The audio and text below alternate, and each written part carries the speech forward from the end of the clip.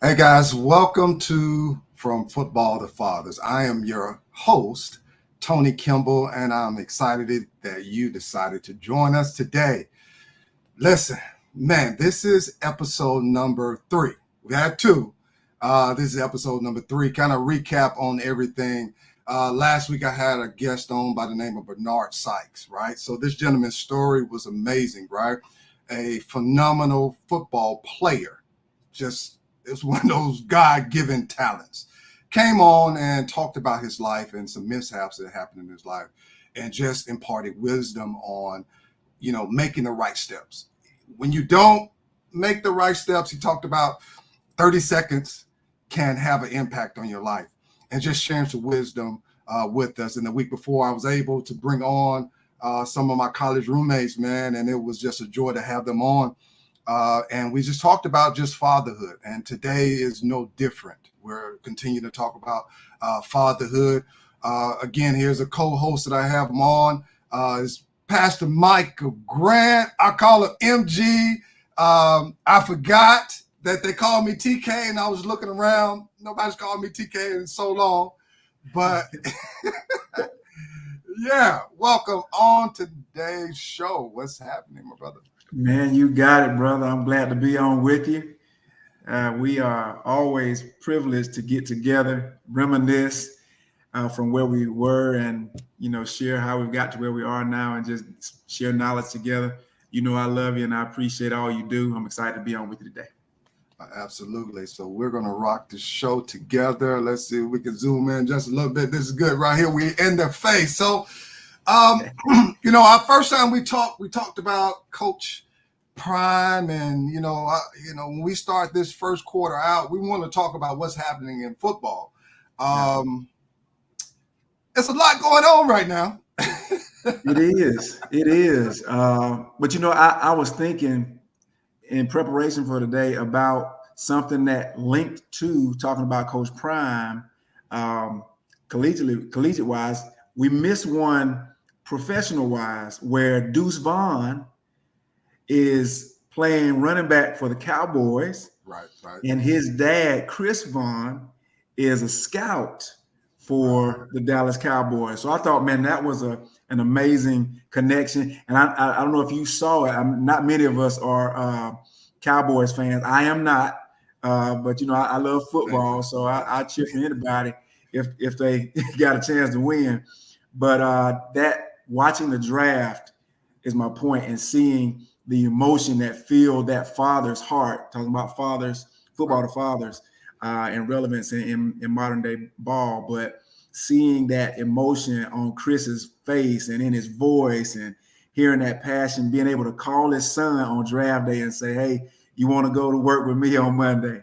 And his own son coming to play ball with him for the Dallas Cowboys. I thought that was a powerful father-son moment, and definitely noteworthy. Fathers to football to fathers, rather. Right. Oh, absolutely. That was, man, how, many times we, as men, we try to hold ourselves together with our emotions, but man, that was just such an overwhelming moment for him. I remember seeing him, and I'm glad you brought that up, because number one, the organization hid it from him. Yeah. And then boom, here it is. Like, how do you recognize that, man, I'm on TV right now, but he had a moment where he put that relationship above where he was at the moment, because you could just be businesslike, like, hey, son, I'm glad that you're here, and da-da-da-da-da. Yeah. Like, you don't have those moments, right? Like, that's beyond amazing, right? Dude, that's memorable. And there have been in past time fathers who have been on staffs and have had the opportunity for their sons to either be free agent wise coming on, but few and far between have been the opportunities where a dad was in the scouting department and knew that his son might have been on the radar to be scouted to come on. Coaches maybe, but a scout, I think that was special. That was powerful.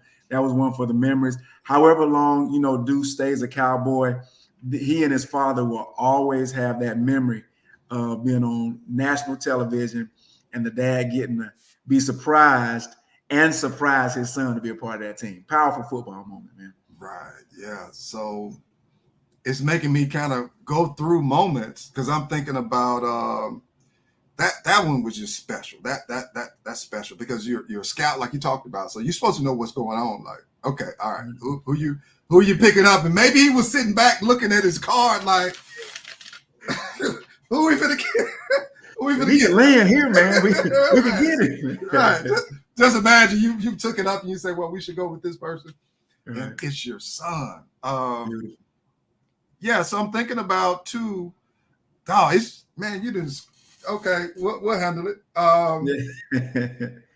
Linebacker for Pittsburgh. Okay, I'm thinking Jerry. Not Jerry. Joey Porter. Okay, yeah, there you go. There you go. His son. And his son from Penn State. Right. Yeah.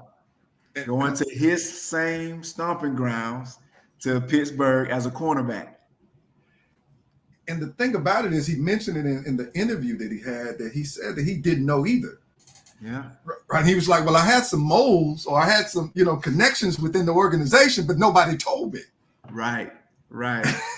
About this. And to have that moment to where, he's no longer on the staff, but it's still just painting this picture of this relationship that we have with our sons on the highest, I'm saying our sons on the highest level. It's not there yet, but but speak those. Right.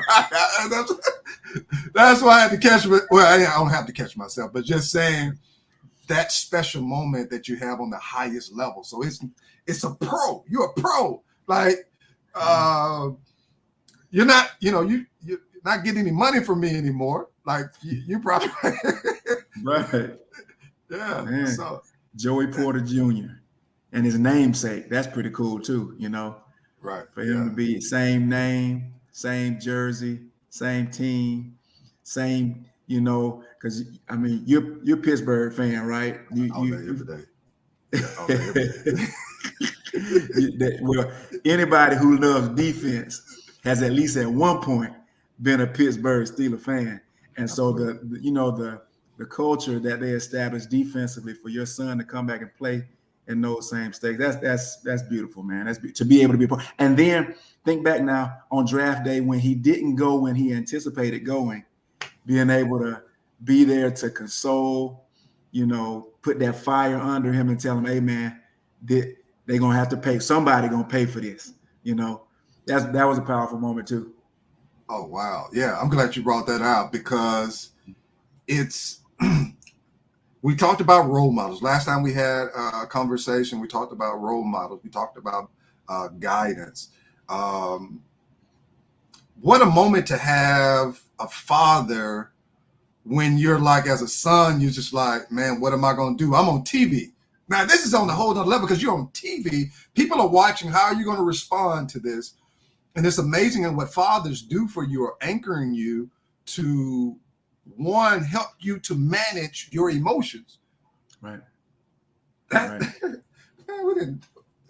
Yeah, because he could have embarrassed himself on national TV. He could have even lessened or lowered his draft status by how he responded to that moment.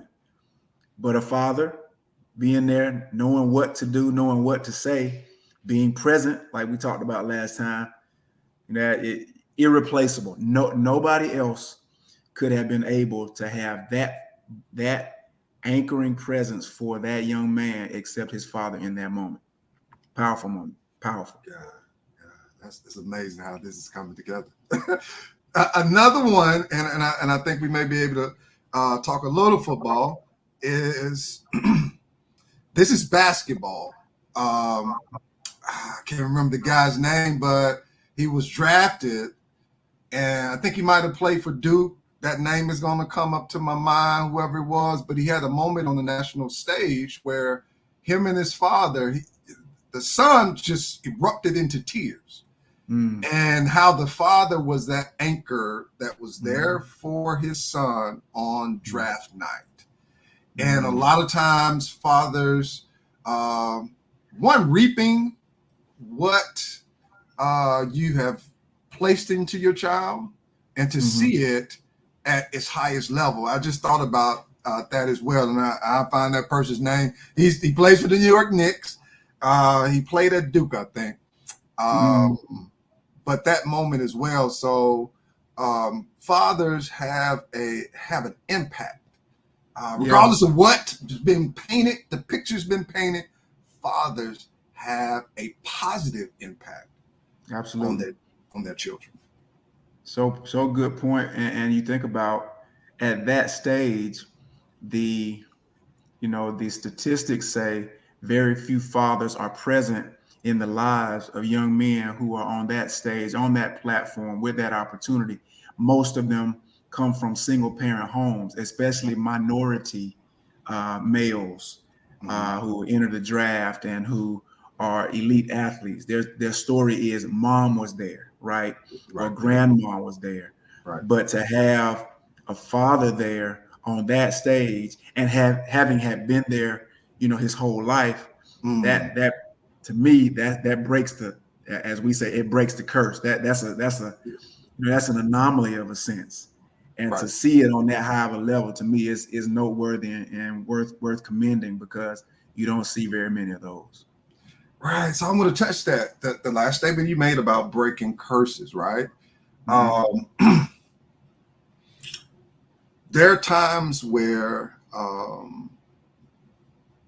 throughout generations, it's something that's reoccurring. It's a curse where um, dad's not under. Be careful of saying understanding.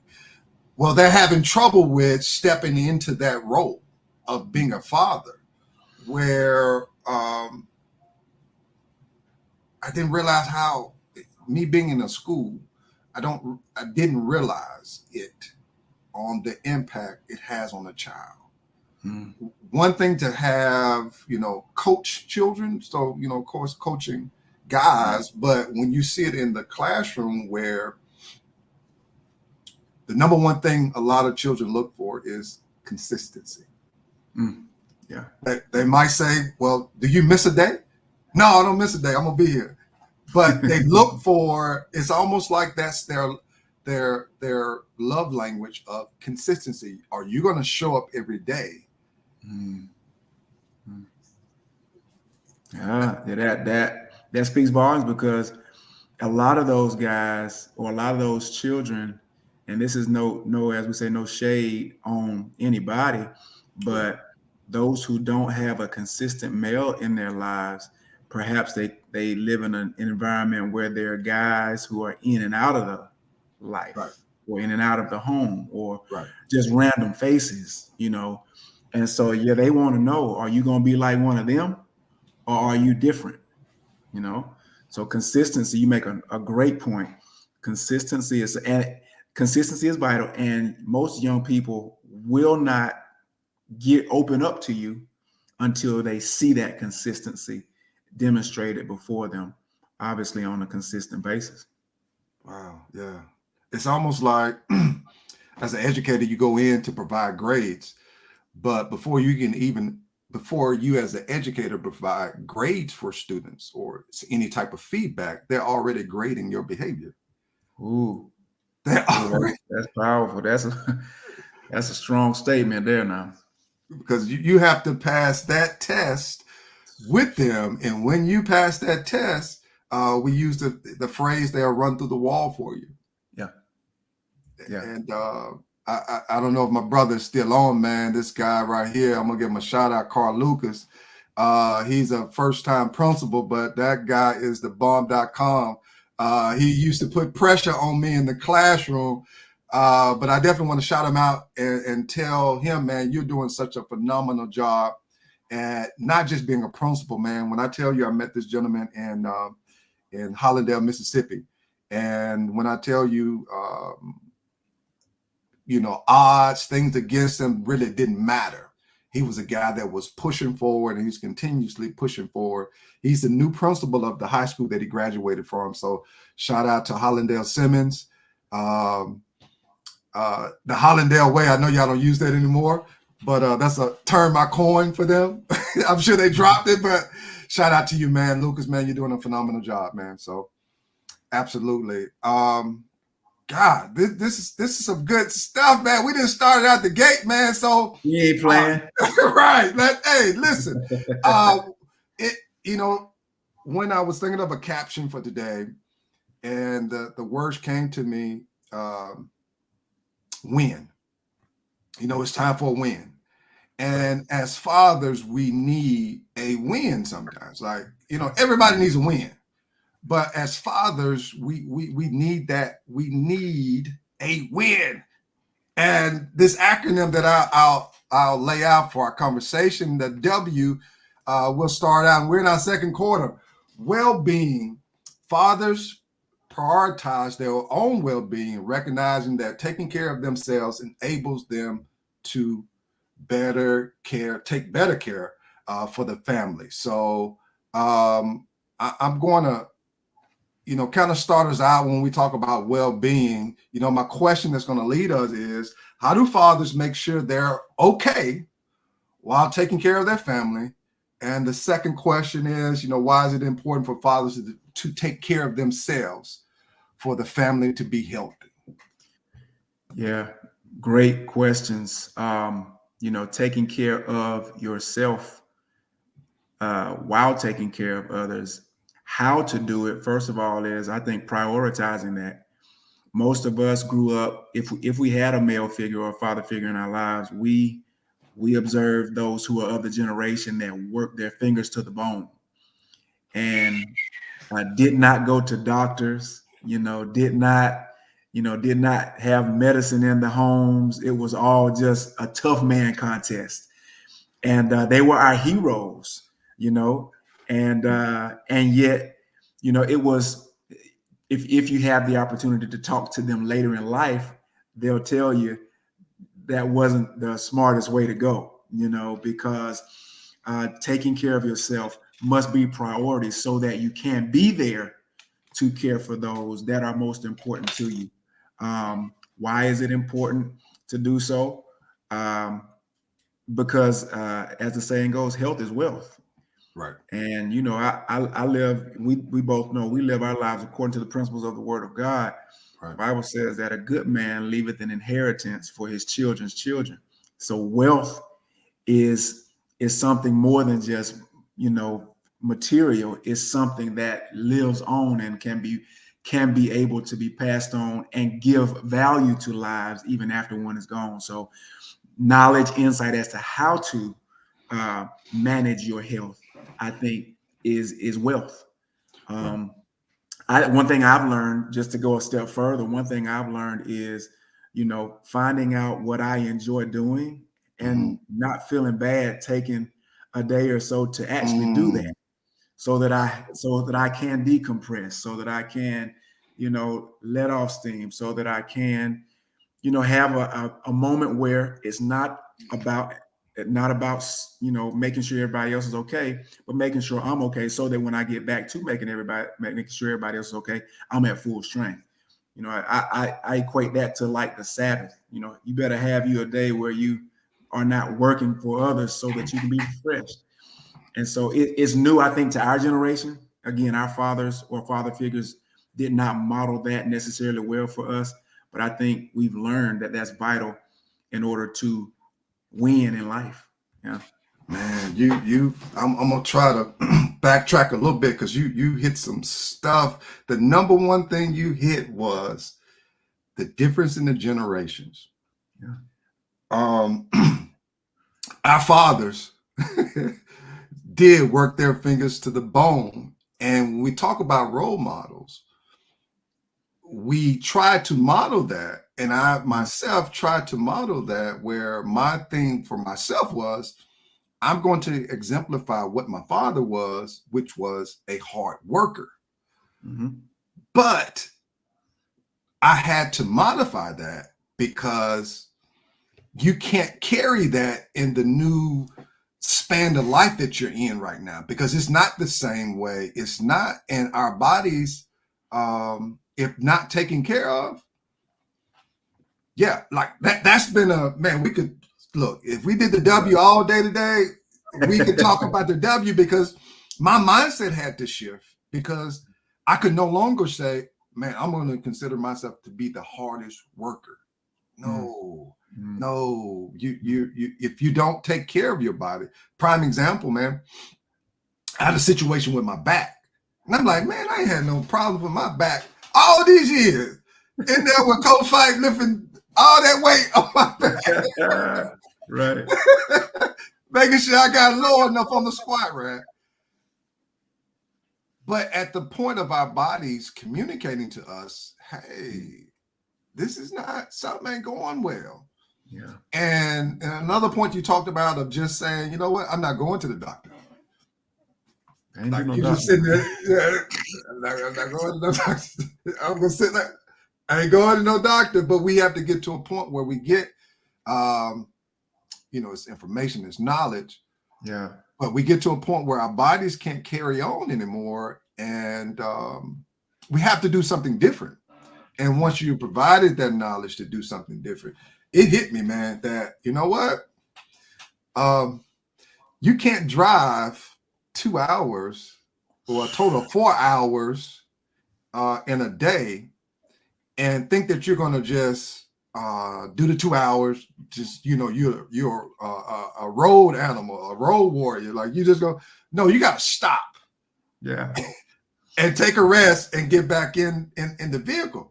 Now, I was going to be hard, man. I'm going to drive. Look, I can make it. I'm going to make it in less time than it says on the phone. I'm going to make it before. That's crazy. Yeah. Look, time will teach you a great lesson. You keep pushing if you want to. Your body say, I'm going to make you stop. But you make a great point.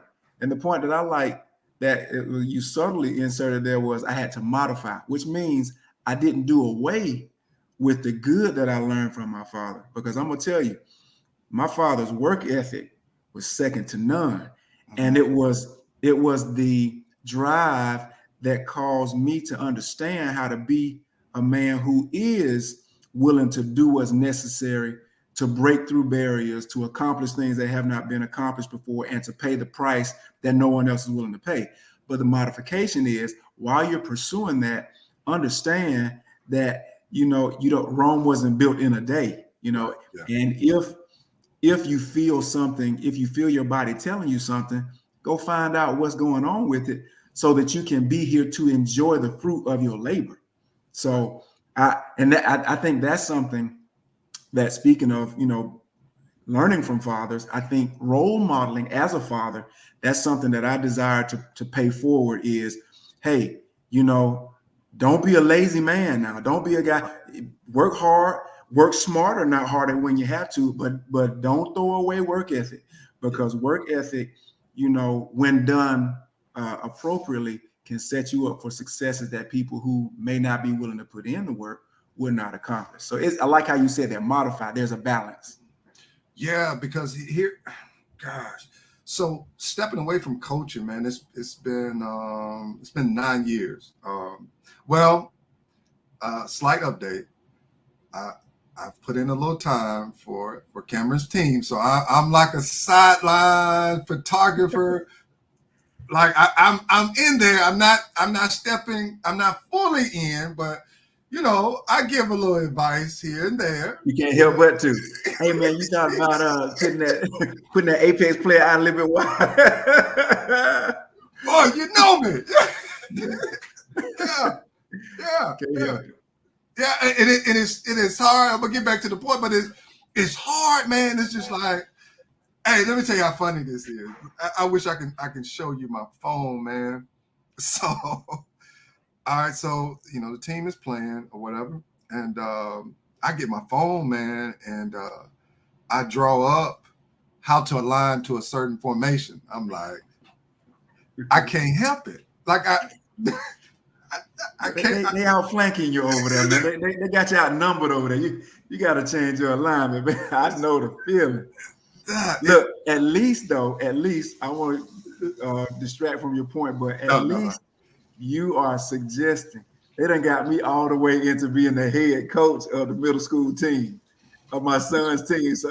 That's right. So, but I got some good young coaches as coordinators who make my job really easy, so I can and I tell my son, when we're out there, when we hit the field, Dad is coach. And so let me coach you so you'll benefit from me as coach. And when we get off the field, we'll recap as father, son. So that's a unique dynamic that I get to play. But no, I ain't making some suggestions. I done set the culture of the whole team, bro. You're in there. That's right, man. That's right. I don't know if my phone is gone. Yeah. I see. Yeah, to show them I know it, man. Yeah, we got to shift. We got to shift one man when they give us unbalanced time. Right. Yeah. And and for you to be in that, and you said something too of learning how to turn that switch on and off. That's an adjustment, because you're like, this is, I don't have the. Yeah, I do. I was gonna say I don't have the experience, but when he's out there on the field, it's like, I need you to widen out. I need you to be on the outside shoulder. Yeah, you want him to win, W-I-N. So you got to help. Wow. Yeah. That's man. So man, we've touched. Listen, this thing just work out how it works out. Involvement. So we've done the W, just how we need to take care of ourselves so that we'll be able to take care of our family moving forward. So next one is I. When we talk about involvement, thriving fathers actively participate in their children's lives, engaging in activities, conversations that strengthen their bond. So we've gotten to, you talked about our last meeting. You talked about an important point that I had to catch, and I'm gonna give you an update on it. Okay. When you talked about, God, how am I gonna miss the point about finding things getting involved with things our children like. Yes, I remember. Yeah. And I want to give an update on this. So my youngest son he likes chess now, so he's learning chess.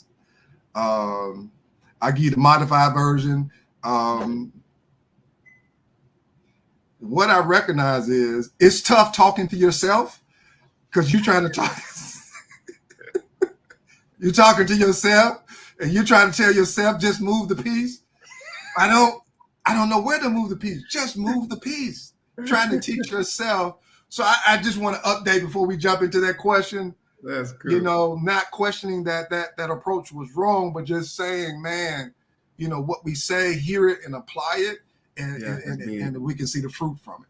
So yeah, that's big. I commend you on that too, because it's not always easy putting yourself in the mind of a young person, let alone a younger version of you. So I tip my cap to you, sir. And pray for patience. Or pray that patience have his perfect work. Man, these scriptures these scriptures mean something totally different now, man.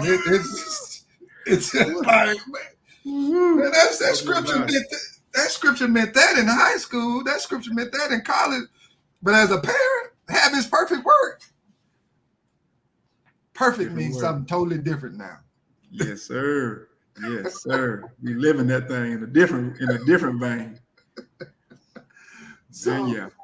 So you've listened. You told us last time we were on. So what are some things that great fathers do with their kids?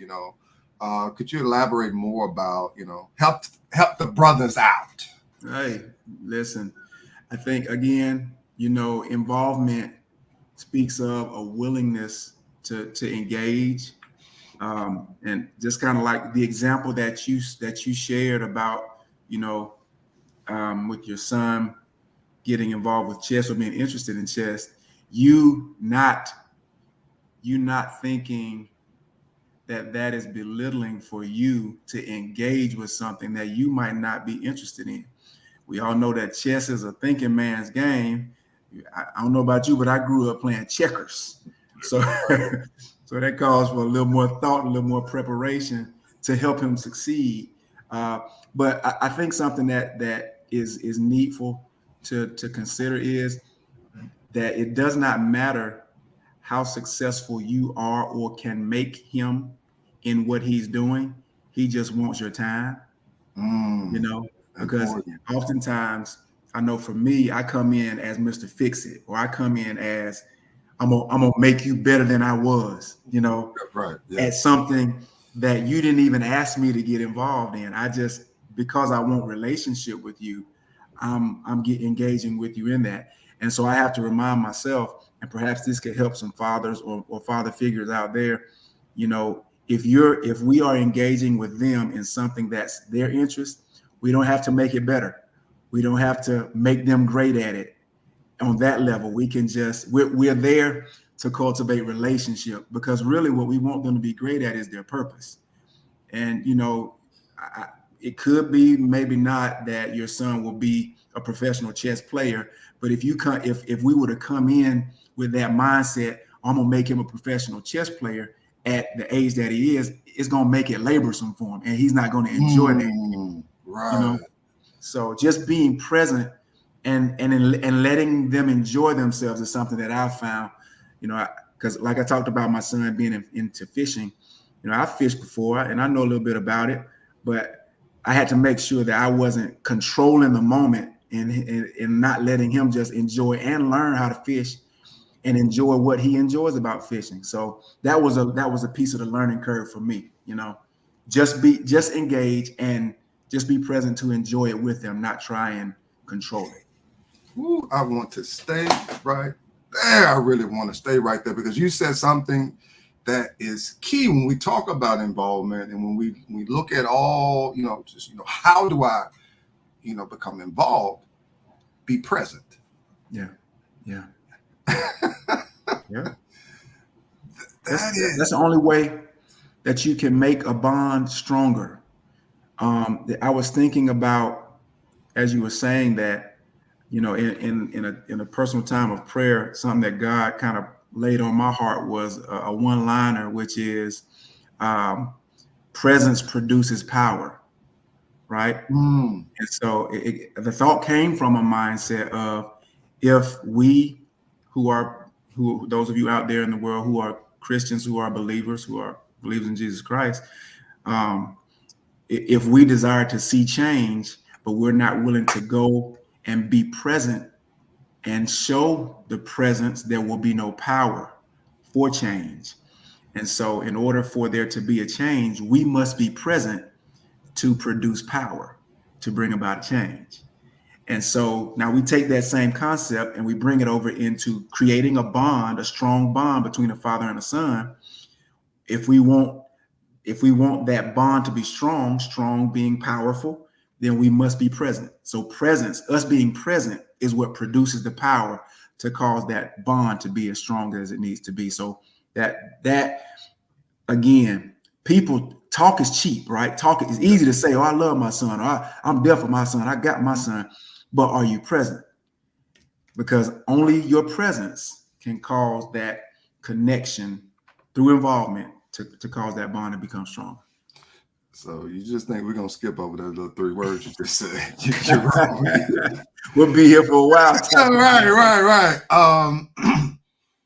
Ooh, I wrote it down. Was about to put it on the screen. Man, presence produces power. Yeah. And it makes, and you really laid it out by just saying about our interactions with our children. It's not so much about making them become that professional or making them become better. It's just being there. And when you said it, it was like, again, my mind is gonna go. I'm an educator. It's one of the best ways for children to learn. It's not just discovery learning. That's not what it is. But when they have ownership of the learning, Okay. that's when children are at their highest level. When they embrace it, when they understand it, they embrace it. And that ownership, it just takes it in a different level. And you talked about the word control too. So, I'm thinking about even with Aiden, he's a thinker. So his goal is to try to outthink me. Well, in the game of chess, because I understand it, you can't outthink me. And you know how, you got sons, you can't let competition. It's at its all-time high. I can let you beat me. No, hey, you looking like you move that piece. Bam, bam. Check. Well, how do you check me, right? And then you have to take a moment to say, you have to come down out of that space and say, you know what am I really doing here? Yeah. Am I trying to get him back, or am I trying to teach him the proper strategy to play this game? Because it's not a one-time thing. It's something that's developed over time, and it may be months down the line. And it just hit me when I was talking. We had to start at the basic level of recognizing the functions of every piece. Yeah, that's good, man. That's good. That's good because, fundamentals, let's talk about football now.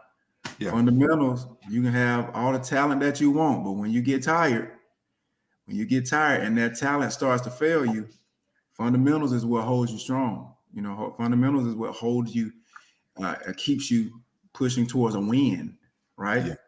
So, being present, being engaged, presence produces power. What it also does is it creates your presence, gives you influence with your son, so he will be able to hear you and grow in the space that you're trying to help him grow in. So it's levels to it, man. It's levels to it.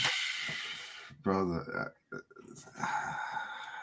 look, hey, this good. Hey, if nobody's listening, it's good to me. All right, it's good to me. It's good to me. So we talked about just being present. The next part is being, nurturing. When we talk about nurturing, like that wasn't on my radar. Like nurturing, like, come on now. What am I nurturing? Like take them to the nursery. Like, so here's our question as we kind of wrap this up. How can fathers make a loving and safe place for their children? And, how does this help kids feel secure and loved? We've kind of touched on it. So let's kind of dive into it. Yeah, that's real good. The first word that comes to my mind, Tony, is listening. And I think, at least for me, I'm blessed to be able to have my career be my calling. And so for a career, I talk for a living. I'm a speaker, a preacher, a minister of the gospel. And so if it's one thing I can do is communicate, at least, above normal, above the normalcy of a child and a teenager living in a home. But,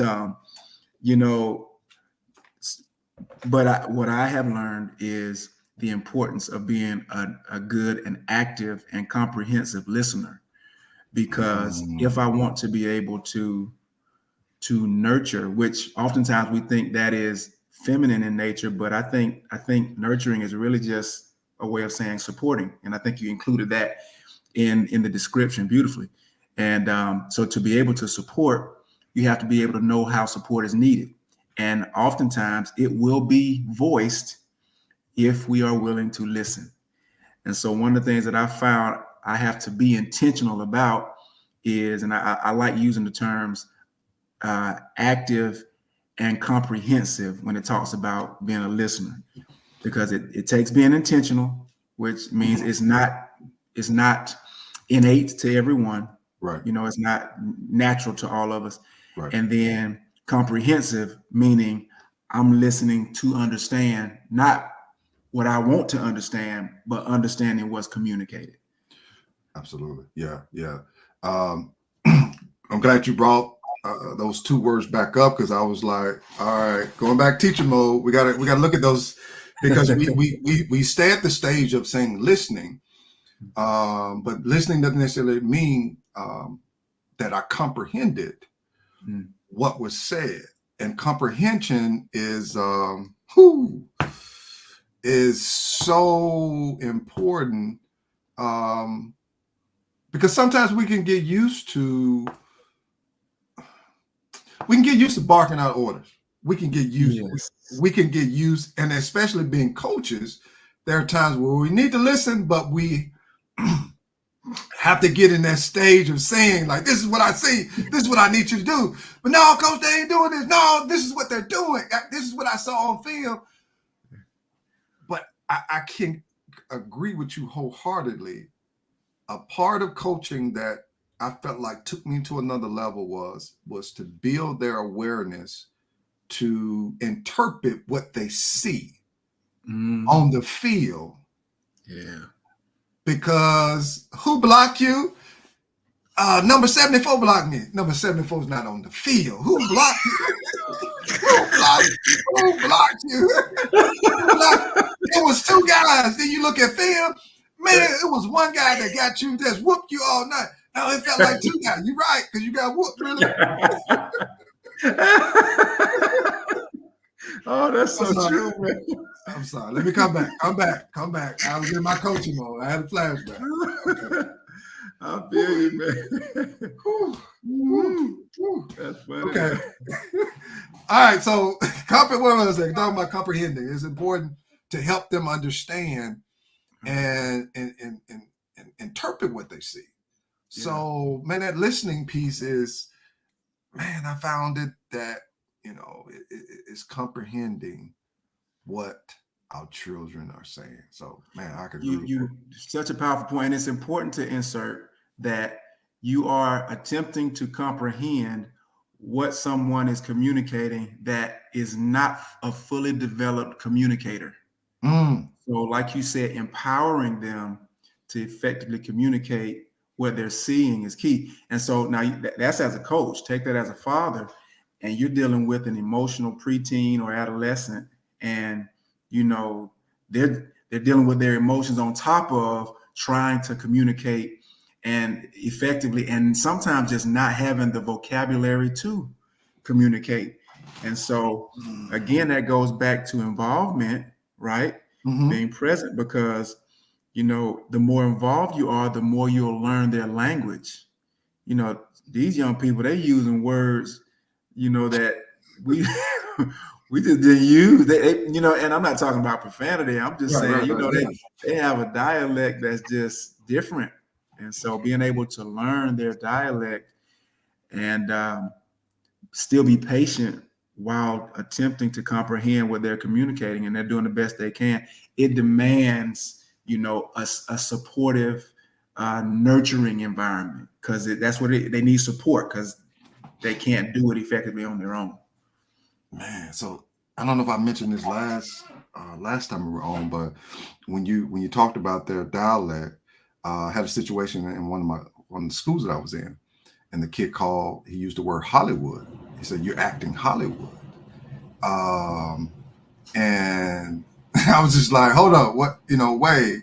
You always got to get the translation." Yeah. And that just came back to my memory, about you got to get the translation, because if you go out there using that word and you're like, no, it's acting brand new. It's acting because you have on this outward clothes and all this stuff. You're acting brand new. What you mean I'm acting brand new? I'm not acting brand new. I'm just coming in here to teach. Well, for them, because it's something new, going back to interpreting, even for the transition for them, they need that support, that nurturing, that involvement to understand it's okay.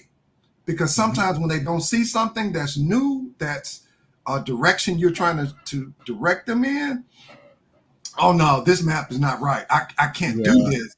Because what I've experienced is, all of this, and what you're bringing to the table no, it's not selling for me because you're talking about 1 or 2, and I can put 10, and 10 is greater than 2, but sometimes you have to be that anomaly sometimes. Yeah, because again, they're a work in progress, so they don't even comprehend fully, you know.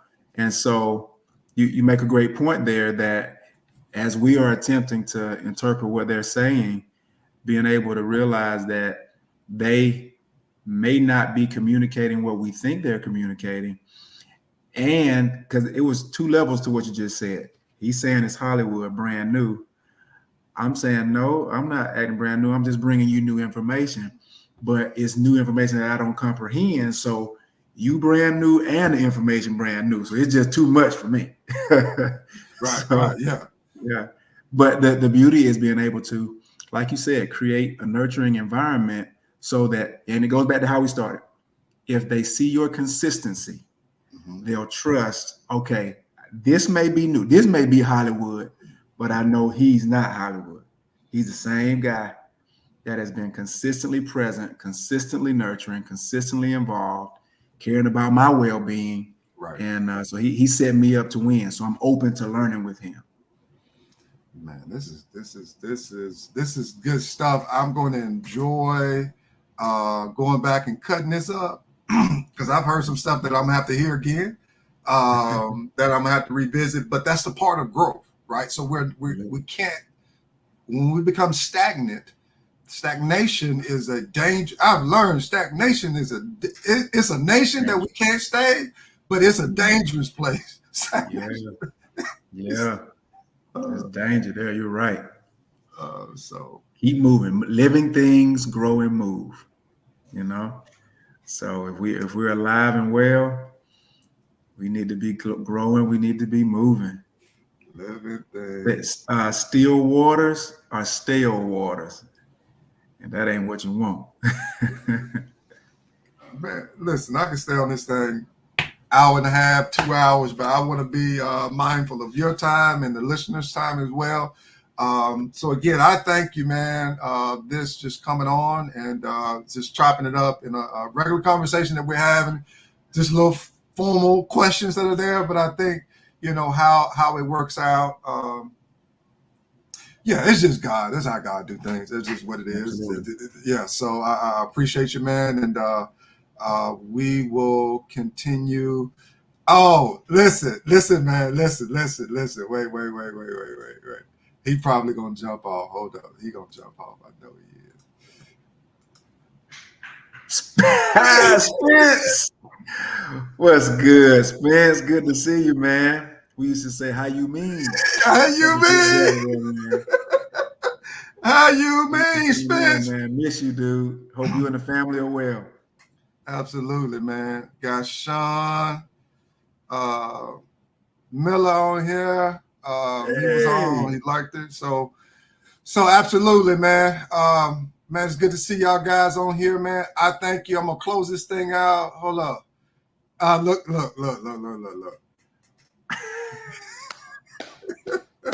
Man, that brings back memories. Yes. How you mean? How you mean? Right.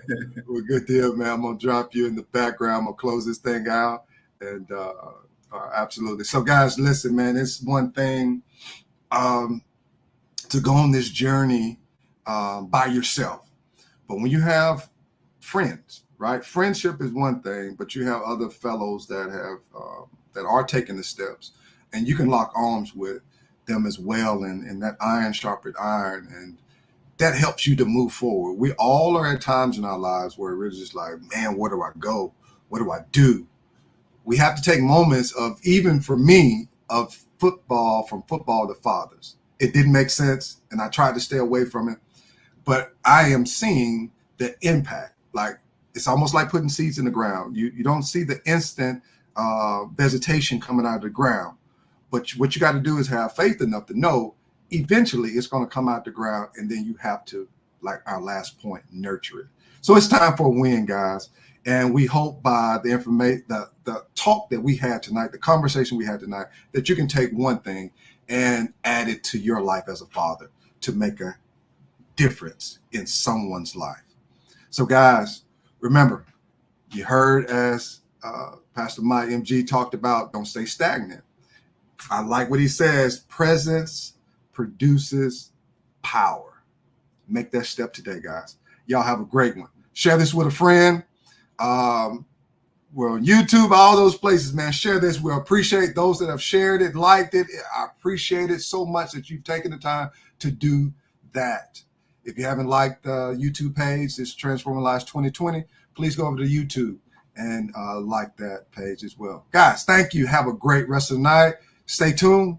We're coming with some more information.